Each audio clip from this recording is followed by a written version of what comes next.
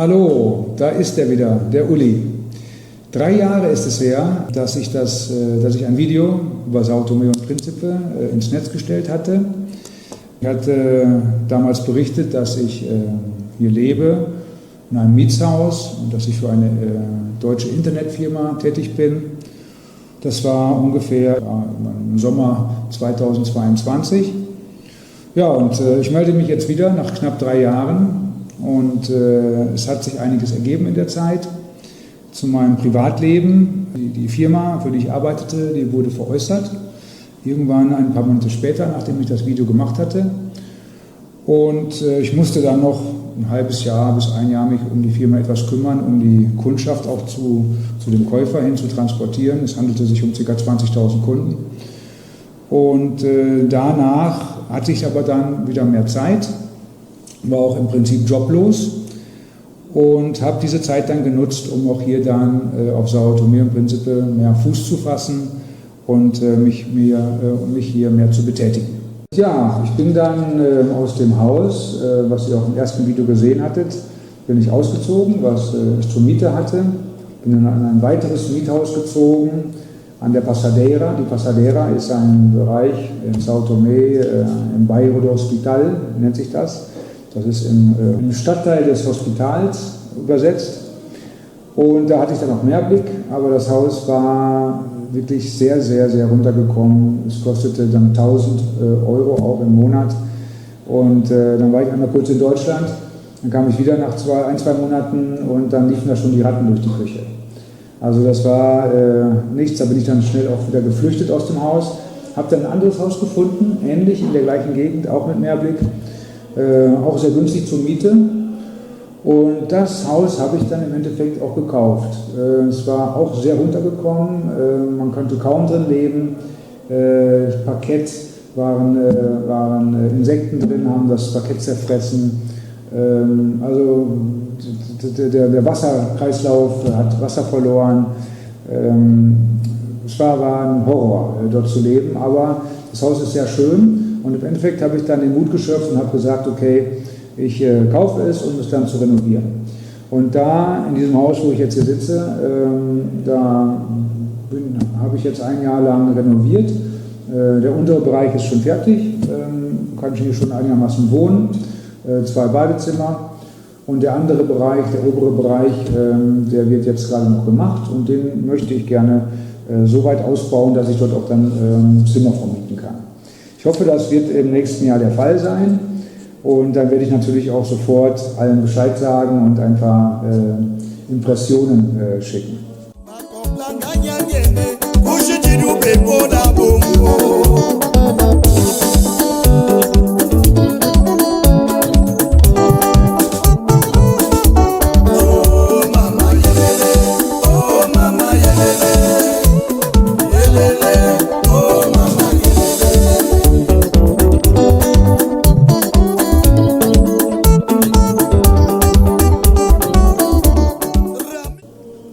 Ja, das zu dem Haus. Dann das Grundstück in Príncipe, wovon ich auch erzählt hatte. Da hat sich auch was getan. Und zwar habe ich das von 1 Hektar ungefähr auf 5 Hektar erweitert. Ich habe also jetzt einen kompletten Küstenabschnitt, ca. 300, 400 Meter lang. Und dort läuft es nicht so richtig, so wie es laufen sollte. Príncipe ist etwas kompliziert, was die Bürogänge angeht, was die Bürokratie angeht.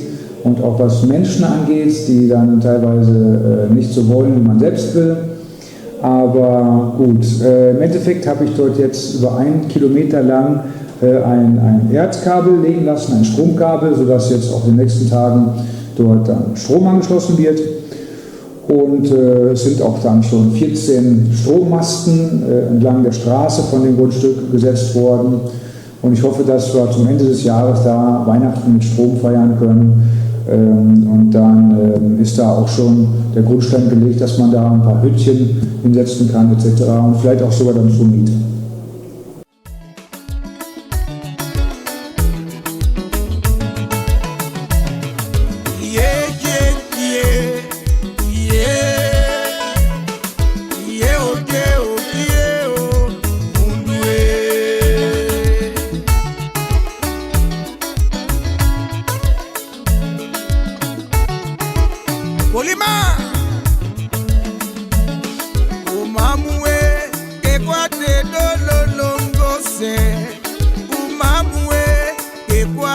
mashafoti okomasaneo damakutachie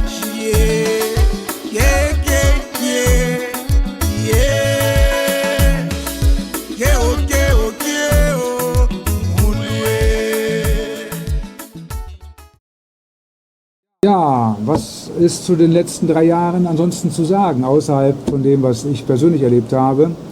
Ich glaube, es gibt viel Gutes, aber auch viel Schlechtes, was in den letzten 3 Jahren hier passiert ist. Fangen wir mit dem Schlechten an. Man hört immer wieder von etwas nebulösen Geschäftemachereien, wo Grundstücke angeboten werden, die eigentlich gar nicht demjenigen gehören, der es anbietet. Hört man immer wieder davon, und auch, dass dann eventuell auch Menschen Geld ausgeben und von dem Geld dann nichts mehr sehen. Ich habe von einem Fall gehört, da hat dann der Italiener das Geld doch noch wiederbekommen, zum Glück. Aber man hört auch von Leuten, die dann ihr Geld nicht mehr wiederbekommen. Das muss man auch erwähnen. Das gibt es hier auf diesen Inseln. Und deswegen kann ich nur jedem empfehlen, der hier hinkommt, sich mit einem vernünftigen Anwalt sofort zusammenzusetzen, wenn es um das Thema Geld geht. Wenn es um Geld geht, muss man hier aufpassen, muss man einfach mal so sagen. Dann die politischen Verhältnisse. Kurz nachdem ich das Video eingestellt hatte, das erste Video, gab es hier einen Parteiwechsel. Die MLSTP, die vorherige Regierung, die auch lange Jahre an der Macht war, die auch damals 1975, als die Unabhängigkeit in Kraft getreten ist, an die Macht gekommen ist, die hatte damals in 2022 die Macht abgetreten an die Partei namens ADI. Gut, alle meinten, jetzt wird alles besser und jetzt ist der richtige Mann dort, der die Zügel in die Hand nimmt. Das ist der Patrice Trovoada, der immer von sich so sagt, dass er ein guter Freund von Macron wäre, etc. Gut, Patrice Trovoada ist ein Mensch, der eigentlich im Ausland lebt, der aber hier Santomese ist, der dann über diese Partei ADI, die er selbst gegründet hat, dann in 2022 zum zweiten Mal an die Macht kam. Und jetzt nach diesen 3 Jahren kann man sagen, nach vielen, vielen Tumulten, wo er auch dann abgesetzt wurde im Endeffekt als Premierminister, kann man sagen, er war vielleicht doch nicht der richtige Mann. Und die gleiche Partei ist immer noch an der Macht, die ADI, aber es gibt dort jetzt andere Personen, die die Geschicke leiten. Wir haben auch einen neuen Premierminister. Damit zusammenhängend muss man erwähnen, dass in den letzten, vielleicht sogar 6, 7, 8 Jahren, aber auch ganz stark in den letzten 3 Jahren hier eine Flucht von Jugendlichen stattgefunden hat. Jugendliche sind hier so frustriert und sind hier so deprimiert, was die lokalen Verhältnisse angeht, dass die massenweise nach Portugal flüchten, um dort einen Job zu finden. Es handelt sich wirklich um 20.000 Jugendliche, 30.000 Jugendliche. Und das ist bei einer Bevölkerung von 300.000, die es hier ungefähr gibt, schon ein sehr hoher Prozentsatz.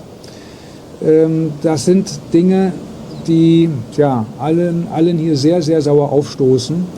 Aber wenn die lokalen Verhältnisse nicht in etwas Ordnung gebracht werden und Politiker an der Macht sind, die nicht nur an sich selbst denken, sondern auch an das Volk und an die Wirtschaft des Landes, dann wird das sich auch nicht bessern. Also das ist hier ein sehr, sehr großes Problem. Im Zuge dessen, dass hier die Politiker nicht so sehr für das Volk arbeiten oder für die Bevölkerung, haben sich die Löhne natürlich auch entsprechend nicht groß erhöht, was auch ein Hauptgrund dafür ist, dass so eine große Menschenmassenflucht nach Portugal geschieht.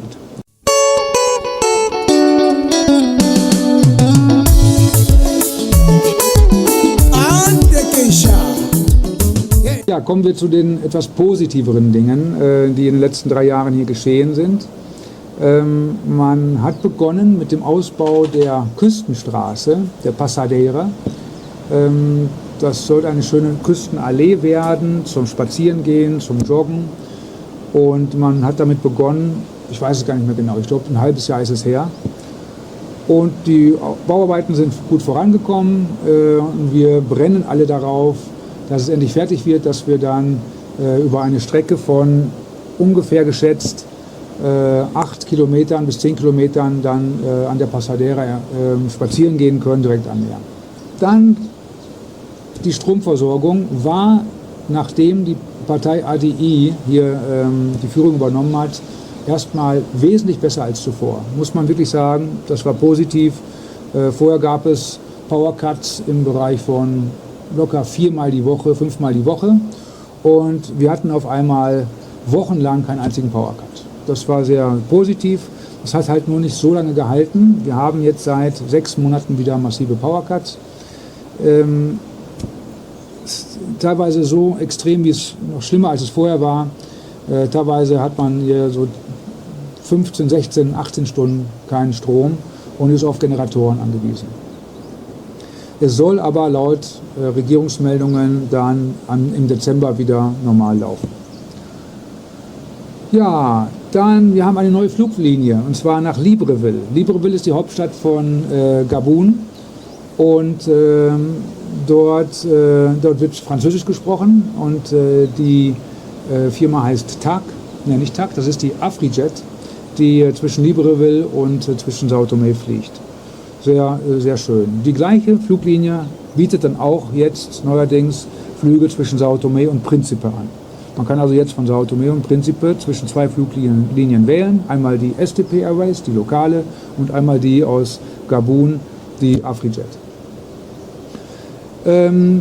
Ja, die Straßenwartung hat sich auch verbessert. Also als ich hier ankam, damals, die Straßen waren wirklich grottenschlecht. Es war so, dass ich meinen Audi A6, den ich hier importiert hatte, wirklich kaum benutzen konnte, weil die Straßenverhältnisse wirklich sehr, sehr schlecht waren.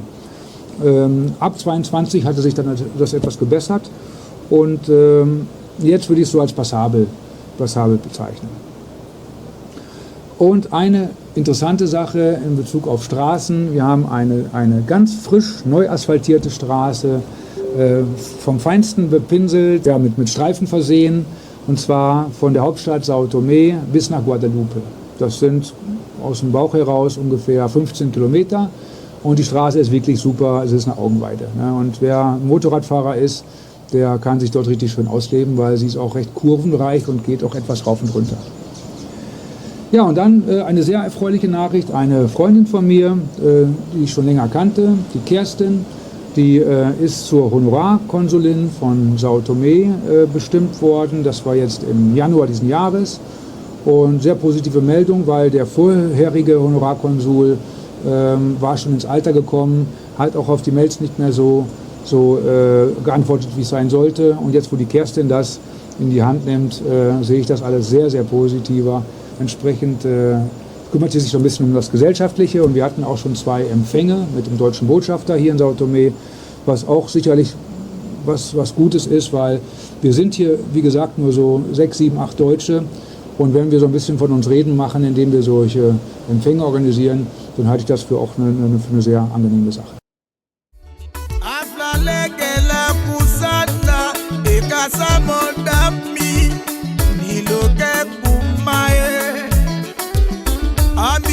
La chotlo omemwe, onara mirusa, Cristo que se